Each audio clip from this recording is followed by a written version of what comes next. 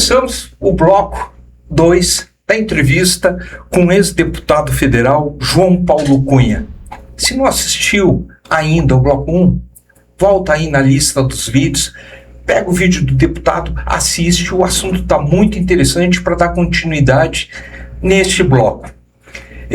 Se não se inscreveu em nosso canal, aproveite e faz agora, para não esquecer. Deixe o seu joinha também agora, porque eu tenho certeza que vocês vão gostar. Presidente, deixo contigo aí para conduzir o programa. Bom, agora eu quero passar a palavra ao nosso secretário de São Caetano do Sul, Pio Mielo, para que ele também faça a sua pergunta com uma visão política ao nosso ex-deputado João Paulo Cunha. Obrigado, presidente. Obrigado a todos que acompanham a Rádio TV CDL. Uma honra estar ao lado aqui do amigo ex-deputado João Paulo Cunha, uma referência no saber da importância que o Congresso tem para o desenvolvimento do país. E no bloco anterior, o senhor foi muito preciso na lembrança e nas colocações dos programas sociais que o Brasil apresentou. Foram essenciais para tirar o Brasil, o país, do mapa da fome, para a gente aumentar a nossa distribuição, a melhorar a distribuição social. Mas agora o grande desafio está, de fato, no desenvolvimento de médio e longo prazo, pensando na nação, na estruturação do país. E claro que desenvolvimento econômico se faz de mãos dadas com a educação. Não dá para a gente pensar no desenvolvimento de um país em grandes políticas públicas se não tem uma educação alinhada de mãos dadas. E paralelo a isso, a gente vê hoje, na minha humilde opinião, o empobrecimento do Congresso.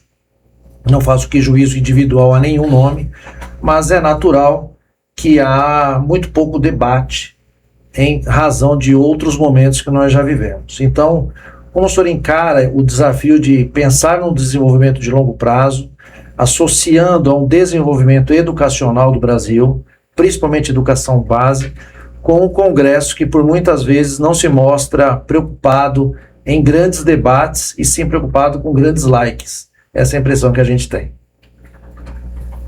Pio, agradeço a sua pergunta, a sua participação aqui, e são duas coisas relevantes.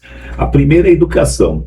Na verdade, você sabe, e uma parte grande dos nossos ouvintes aqui da Rádio TV CDL sabe, que a educação são atribuições concorrentes.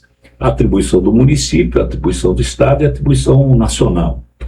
Se a gente concentrar aqui em São Paulo, a gente vai ficar meio triste com a educação de São Paulo, porque está muito precária, né? Para você ter uma ideia, e os nossos ouvintes também, há um órgão nacional que mensura a participação dos alunos e a capacidade de aprendizado dos alunos em matérias exatas, chama Observatório Nacional de Escola Pública. Aliás, Olimpíadas Nacional de Escola Pública, que ela faz nacionalmente essa disputa. Em matérias de exata, as 10 primeiras posições são ocupadas pelos estados nordestinos, particularmente Piauí, Ceará e Pernambuco. São Paulo não aparece nem na foto, né? É uma situação delicada São Paulo. Se você reparar, o índice de analfabetismo de criança em idade de escola aqui em São Paulo é grave. Além de que a política adotada aqui de você passar imediatamente o aluno, mesmo sem aprender, é uma coisa preocupante, porque você está formando alunos que não sabem escrever, não sabem fazer conta e etc. Então, a educação, sob a responsabilidade do governo de São Paulo, é uma coisa preocupante. Os municípios têm variações, tem município que vai bem, tem município que vai mal, então é uma avaliação muito mais presencial. A minha impressão é que nacionalmente tem alguns estados que investiram mais na educação e começam a ter mais resultados. Repito, Piauí, Ceará, Pernambuco investiram muito mais, tem melhor. Tem até uma coisa que não é folclore, não é verdadeiro. A disputa pelo ITA, o ITA é o Instituto Tecnológico da Aeronáutica, que é uma universidade de primeiríssimo mundo em exatas, que fica em São José dos Campos. A maioria das vagas disponíveis lá estavam sendo ocupadas por nordestinos. Eles vinham, disputavam e ganhavam de São Paulo e do Sul. O presidente Lula, percebendo isso, resolveu montar uma unidade do ITA lá no Ceará. Então hoje nós temos o ITA aqui em São Paulo e tem o ITA no Ceará, exatamente para atender esses alunos que estão mais preparados.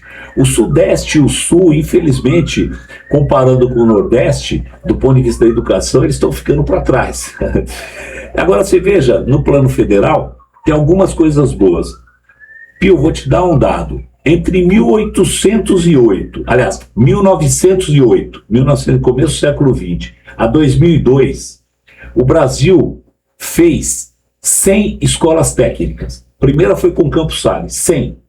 Mais de 100 anos. Em 12 anos do presidente Lula, ele fez 540 institutos técnicos federais pelo Brasil todo. Aí pega o Brasil inteiro mesmo. Ou seja, há um investimento maciço na educação. E outros dados que são positivos. Aquele programa Pé de Meia, que é aquela poupança que o aluno faz no ensino médio, reduziu 34% a evasão escolar no ensino médio. Ou seja, há uma melhora na educação, mas ela é pontual. Não há uma melhora do ponto de vista do plantel nacional, que a gente precisaria fazer isso. Eu acho que num programa de desenvolvimento, se a gente pudesse pensar uma coisa mais estratégica, seria assim, para um projeto de desenvolvimento, qual é a educação, qual é o curso técnico necessário para isso? Porque ter alguns cursos técnicos pode ajudar a fazer com que esse desenvolvimento seja mais rápido. De tal forma que a educação no Brasil melhorou, mas ainda tem muito. Vou dar um outro dado para você, ó. A Coreia do Sul, em 20, 30 anos, ela mudou completamente essa estrutura educacional. Tanto é que hoje grandes indústrias do mundo todo são decorrentes da política educacional da Coreia. A Coreia aplicava 6% do seu PIB. Só que 6% do seu PIB em moeda nacional daria mais ou menos 13, 14 mil reais por aluno. Nós, no Brasil, estamos aplicando mais ou menos 6% do PIB. Só que dá 500 por aluno. 500.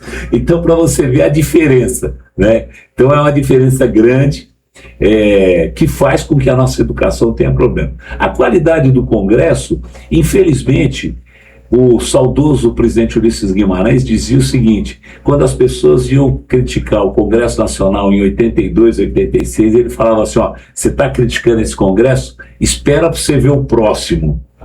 E, de fato, ele acabou acertando. Mas eu não acredito numa profecia perene. Eu acho que é possível a gente melhorar, porque está tão ruim que qualquer coisa a gente pode fazer para melhorar. Eu acredito que é possível melhorar.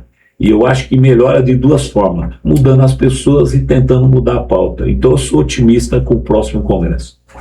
Eu gostei muito quando o deputado falou a respeito de escola técnica. A minha formação é em engenharia, e eu fui durante 5 anos professor de curso técnico à noite, e eu percebia que de fato as indústrias têm uma carência muito grande desse profissional, porque ele de fato é o que faz a operação no chão de fábrica, é ele que está lá, e o Brasil perdeu muito, né? Está recuperando pelos números que o senhor passou, mas ainda nós precisamos fazer muito mais, né, a respeito disso. E educação é o que muda o país, é a educação que muda o Congresso. É isso. Eu entendo que 4 matérias são básicas para qualquer país crescer e se desenvolver. É a língua, o português, a pessoa saber o que está lendo, entender o que está lendo, interpretar de forma correta. Matemática para não ser enganado. História para saber por que é que estamos nesse ponto, de onde viemos, né, por que chegamos aqui, e geografia para saber onde é que você está no mundo, né? Saber que o lugar Essas 4 matérias eu acredito que são extremamente importantes. Esse tema que o Pio colocou em relação ao Congresso e à educação são temas que convergem. Somente com uma boa educação, bastante conhecimento, é que de fato nós vamos poder eleger bons congressistas que de fato apoie o desenvolvimento do governo, porque é o executivo que faz isso, mas precisa do apoio do Congresso para que essas políticas públicas de fato tragam progresso e desenvolvimento para o nosso país. Boa pergunta. Excelente avaliação, amigo João Paulo, principalmente da defasagem entre os estados, né? Nós temos, de fato, a obrigação do ensino básico nos municípios. Aí São Caetano do Sul, graças a Deus, tem um destaque nacional em nossas avaliações. Reconheço todo o esforço que o governo federal faz com as universidades federais, com os institutos, mas infelizmente eu tenho a mesma opinião que você, que principalmente o ensino fundamental 2 e o ensino médio no estado de São Paulo está muito aquém do que poderia e deveria ser. Falta quantidade de investimento e falta sabedoria no investimento. Saber investir com qualidade na valorização dos nossos profissionais. Reconheço que os números ainda não estão piores pelo esforço individual dos profissionais, principalmente dos nossos professores, mas o Estado precisa de fato ter a capacidade da qualidade no investimento, até porque para um projeto de desenvolvimento nacional do nosso país, é claro que o Estado de São Paulo precisa ser a locomotiva, precisa ser o grande puxador para esse desenvolvimento, e só se faz com a educação de qualidade. Parabéns pelas observações. Agradeço e assino embaixo. Bom, acabamos o bloco 2. Tenho certeza que esse bloco merece aquele joinha. Então vai lá, se não deu ainda, dá um joinha, dá aquele like, e se não está inscrito ainda no nosso canal, inscreva-se agora.